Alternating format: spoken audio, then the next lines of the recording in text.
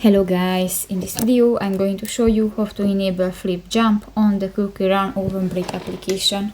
But first of all, I just want to mention, please don't forget to subscribe to our channel, because at 100,000 subscribers we are going to show you all YouTube revenue statistics and growth strategy how to make money online. So let's jump into it. First of all, open the application on your device.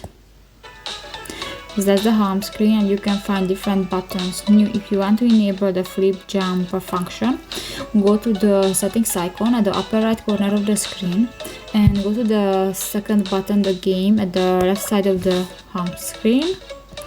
Go to the gameplay section and you can find the first button, the flip jump / slide option. If you want to turn on, click to the off button, and if you want to turn on, just click that again. So that's pretty much it for this video guys. See you in the next one. Bye bye.